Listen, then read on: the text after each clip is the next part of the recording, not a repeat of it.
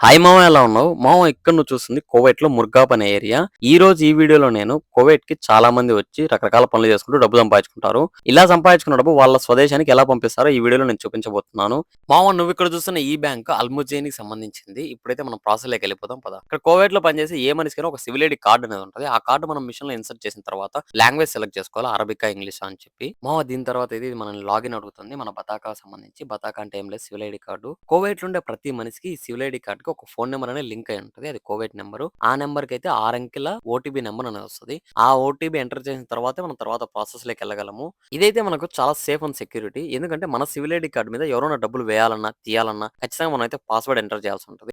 ఇక్కడైతే ఈ డబ్బులు పంపిస్తున్న మనిషికైతే పాస్వర్డ్ వచ్చేసింది. ఈ 6 అంకెలు ఇక్కడ ఎంటర్ చేసిన తర్వాత మనం క్యాషా, కెనిట్ అని ఎంటర్ చేయాలి. కెనిట్ అంటే ఏం లేదు, ఏటీఎం కార్డ్ ద్వారా మీరు వేస్తున్నారా లేదంటే క్యాష్ ఇస్తున్నారా అని చెప్పి. ఈ మిషన్ మనల్ని తర్వాత ప్రాసెస్ తీసుకెళ్తుంది. తర్వాత ప్రాసెస్ వచ్చేసి మీరు ఈ అల్ముజేని బ్యాంక్ ద్వారా ఇంతవరకు ఎన్ని అకౌంట్‌లకు డబ్బులు వేశారో ఇక్కడ అన్ని మనకు చూపిస్తుంది. మనకి ఏ అకౌంట్ కావాలో అది సెలెక్ట్ చేసుకోవాలి.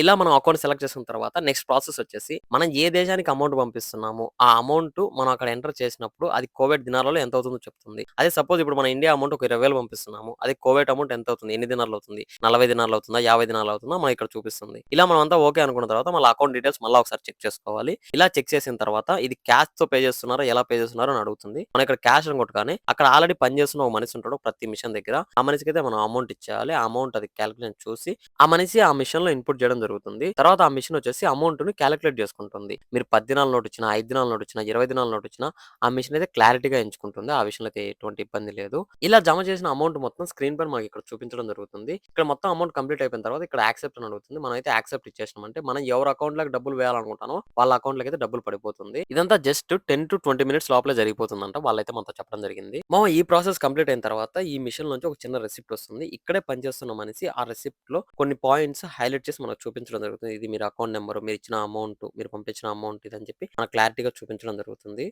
ఇలా కువైట్‌లో ఒకటి కాదు, 2 కాదు చాలా బ్యాంకులున్నాయి. అలాంటి వాటిలో ఈ అల్ముజేని కూడా ఒకటి. ఇలా మనం అమౌంట్ పంపించిన దానికి వాళ్ళైతే కొంత కమిషన్ తీసుకుంటారు. అది 900 పిల్స్ కావచ్చు, 500 పిల్స్ కావచ్చు, దినార్ రూబా కావచ్చు. ఇలా ఒక్కొక్క బ్యాంక్ ఒక్కో రేట్ ఉంటది. ఒకవేళ మనం పంపించిన అమౌంట్‌లో ఏమైనా చిల్లర మిగిలితే ఇక్కడ మీరు చూస్తున్న విధంగా పైసాతో సహా ఆ మిషన్ మొత్తం మనకు రిటర్న్ చేస్తుంది. ఆ విషయంలో ఎటువంటి ఇబ్బంది లేదు.